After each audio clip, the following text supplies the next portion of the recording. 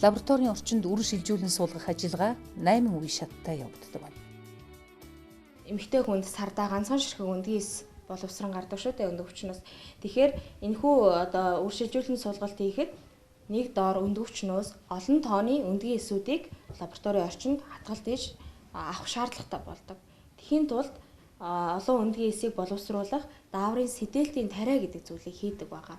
Тэгэхээр энэхүү дааврын сидэлтийн тариа маань ингээд сарын тэмдгийн 3 дахь хоногоос ихэвчлэн сарын тэмдгийн 12-13 дахь хоногуд хүртэл дааврын сидэлтийн тариа явдаг байна. Энэ хугацаанд бол өндөгчнийхээ боловсралтыг бол эхогоороо хянаа явчихна.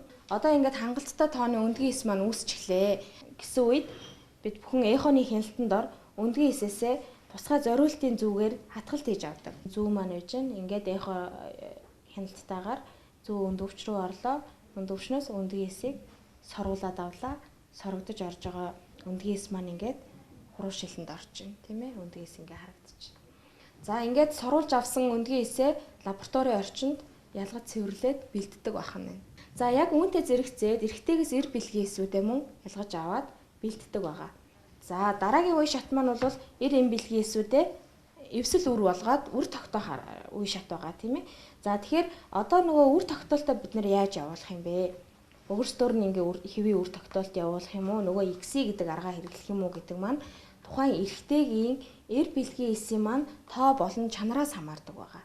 Эр бэлгийн эсийн маань тоо болон чанар үнэхээр хэвийн эрүүл байх юм бол ингээд тусгай зориултын энэ савнд өөрсдөр нь ингээд үр тогтоолтыг явуулчих нь байна. Өөрөөр хэлэх юм бол одоо өндгий эс рүү маань эр бэлгийн эсүүд өөрсдөө ингээд ороод үр тогтчихно гэсэн үг. Жишээлбэл хатгалтаар 10 ширхэг өндгий эс авлаа гэхэд ингээд 10 ширхэг өндгий эс дээр маань 10 ширхэг эр бэлгийн эс ороод эвсэл үр үүсгэчихнэ гэсэн үг.